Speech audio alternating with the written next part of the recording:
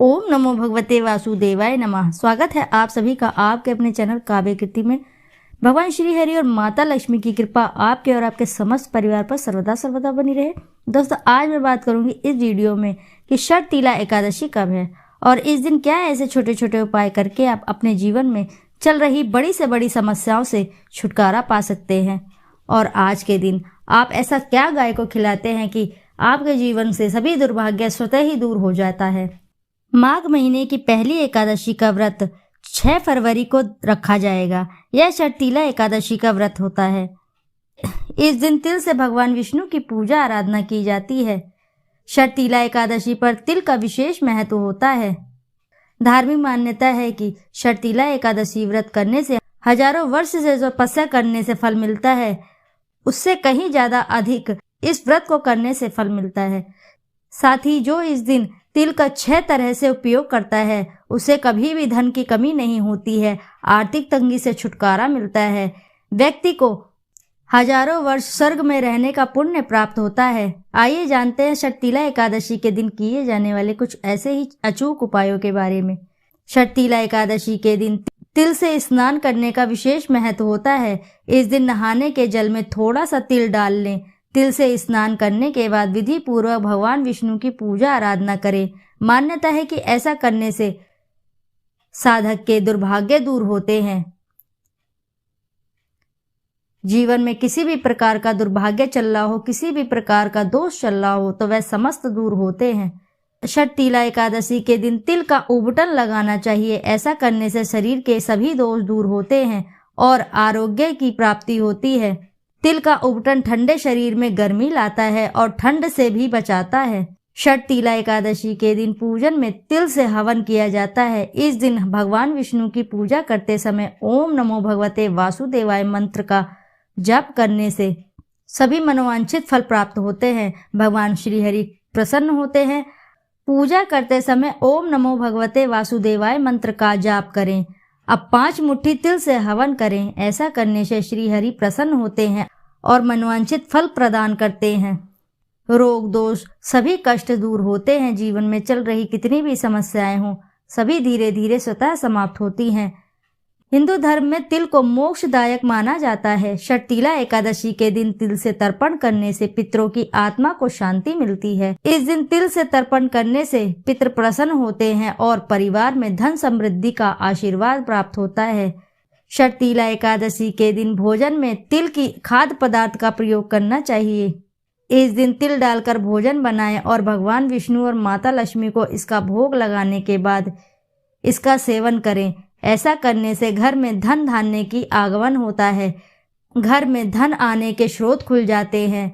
बहुत दिन से कहीं आपके पैसे अटके हैं, कहीं आपके धन अटका है, तो वह भी मिलने का आसार हो जाता है। यूँ कह लीजिए कि चारों दिशाओं से धन आगमन के स्रोत बन जाते हैं। षटतिला एकादशी के दिन तिल का दान करने से जन्म मरण के चक्र से छुटकारा मिलता है। मान्यता है कि षटतिला एकादशी के दिन तिल का दान करने से स्वर्ग की प्राप्ति होती है। व्यक्ति के सभी पाप कर्म नष्ट हो जाते हैं। अंत में वैकुंठ की प्राप्ति होती है। आइए जानते हैं कि गाय को आपको इस दिन ऐसी क्या एक चीज खिला देनी है जिससे आपके जीवन में जितने भी संकट हैं, जितने भी कष्ट हैं, सभी समाप्त हो जाएं, या जितने भी दुर्भाग्य आपके जीवन में चल रहे हैं वह भी दूर हो जाएं। जिस घर में गाय की सेवा निस्वार्थ होती है, उस घर में लक्ष्मी जी की कृपा बनी रहती है। और जिस घर में गाय की सेवा नहीं होती है, अचानक से किसी न किसी बहाने या किसी न किसी प्रकार वहां पर विघ्न बाधाएं आती रहती है। वैसे तो कुछ लोग शहरों में भी रहते हैं, महानगरों में भी रहते हैं, वहां पर गाय को पालना संभव नहीं होता है, लेकिन गाय को वहां पर भी रोटी जरूर खिलाई जाती है। लेकिन कई बार गाय को खिलाने में कुछ भूल हो जाती है जो गाय को नहीं खिलानी चाहिए। ऐसा भी आप जाने अनजाने गलती कर देते हैं या ऐसी भूल कर देते हैं जो आप गाय को खिला देते हैं। आज हम आपको इस वीडियो द्वारा बताएंगे कि आप ऐसे क्या गलती करते हैं जो गाय को साथ कभी नहीं करनी चाहिए, भूल कर भी नहीं करनी चाहिए, अन्यथा दुर्भाग्य कभी भी पीछा नहीं छोड़ता। दोस्तों, आगे बढ़ने से पहले मैं आपसे एक रिक्वेस्ट करना चाहूँगी, यदि आपको वीडियो अच्छी लगती है तो वीडियो को ज़रूर लाइक करिएगा और साथ ही चैनल को सब्सक्राइब करिएगा और साथ ही कमेंट में ज़रूर लिख दें जय श्री हरि, जय माँ लक्ष्मी। आपका लाइक और कमेंट मुझे प्रेरणा देता है ऐसी ही नई नई जानकारी लाने के लिए। दोस्तों, गाय के अंदर समस्त देवी देवताओं का निवास माना जाता है। सनातन धर्म में माना गया है कि गाय के अंदर समस्त देवी देवताओं का वास होता है। तो ऐसे में आप जो सुबह घर में पहली रोटी जो बनाते हैं, वह यदि आप गाय को खिलाते हैं तो सभी देवी देवताओं का आशीर्वाद आपको अवश्य ही प्राप्त होता है। गाय को गुरु के साथ जोड़ा गया है, यानी गुरु ग्रह के साथ, बृहस्पति ग्रह के साथ। इसलिए गुरुवार के दिन आपको गाय को रोटी पर एक चुटकी हल्दी डालकर अवश्य ही खिलानी चाहिए। इससे क्या होता है? सुख संपत्ति, धन ऐश्वर्य की प्राप्ति होती है। दुष्ट ग्रह शांत हो जाते हैं। जो लोग मानसिक रूप से परेशान हैं, वे लोग गाय को रोटी पर थोड़ा सा गुड़ मिलाकर अवश्य खिलाएं, तो इससे सकारात्मक ऊर्जा आती है, तनाव समाप्त होते हैं, स्वास्थ्य अच्छा रहता है। यदि आपको लगता है कि आपके सभी ग्रह खराब हुए तो आपको ऐसे में गाय को पहली रोटी रोज खिलाएं। सभी ग्रह धीरे धीरे शांत हो जाएंगे। कभी कभी लंबे समय तक शुभ मंगलकारी कार्य नहीं हो रहे होते हैं, घर में तरक्की नहीं हो रही होती है, सभी विवाहों में बाधाएं उत्पन्न होती हैं, तब ऐसे में आप गाय को रोटी खिलाएं। गाय के मस्तक को छूकर अपनी मन्नत के साथ प्रणाम करें और पैर छुएं, तो आपकी मन्नत जरूर पूरी होती है। तो दोस्तों, यह था कि आपको गाय को क्या खिलाना है और उसके बारे में, लेकिन गाय को क्या नहीं खिलाना है ये भी चलिए जानते हैं। दोस्तों, गाय को रोटी तो हर प्रत्येक व्यक्ति खिलाते हैं। अब यह रोटी बासी बिल्कुल भी नहीं होनी चाहिए, यानी कि जो एक दिन की पहले की रोटी बनी रहती है उसको आप गाय को दूसरे दिन सुबह सुबह खिलाते हैं तो वो नहीं खिलानी चाहिए। कई बार आप रोटी बना लेते हैं और उस वक्त गाय नहीं आती है, गाय आपको नहीं मिलती है, तो यूं ही रखी रह जाती है और फिर उसी रोटी को अगले दिन आप गाय को खिलाने से गाय का अपमान माना जाता है, वह रोटी बासी कहलाती है।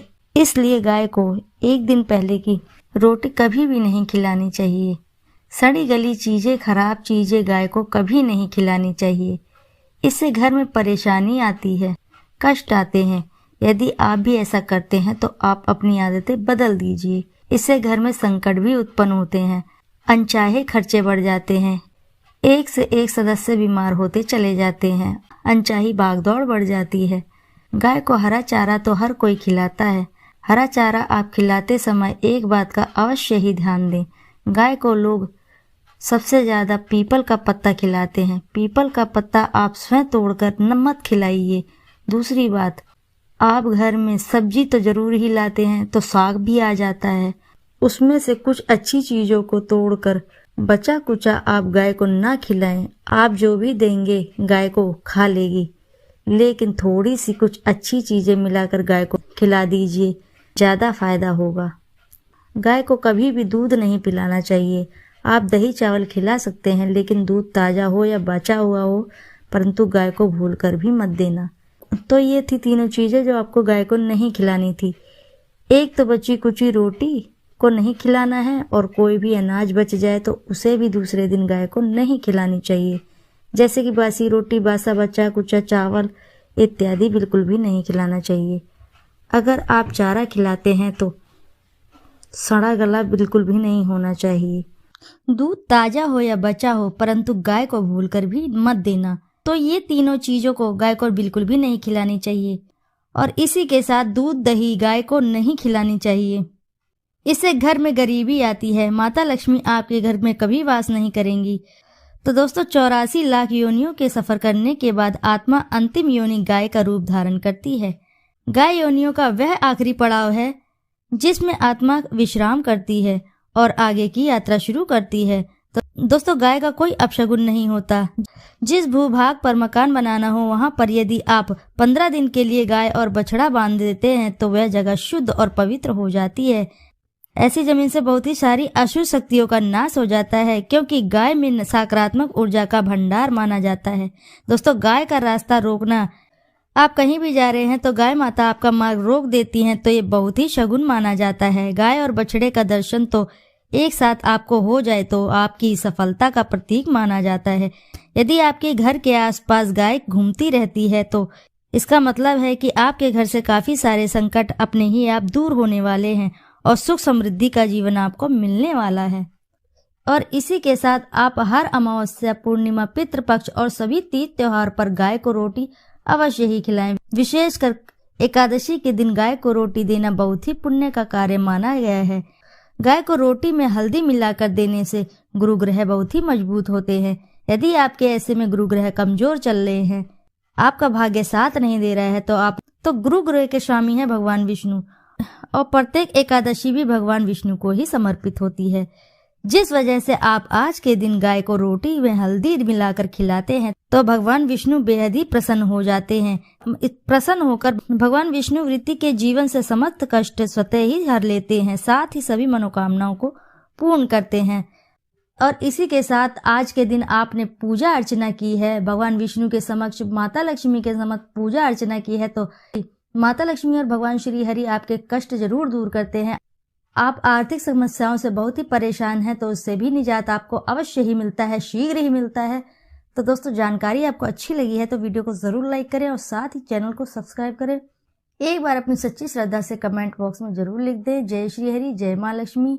दोस्तों, फिर मिलते हैं आपसे ऐसी ही किसी नई जानकारी के साथ। जब तक के लिए नमस्कार।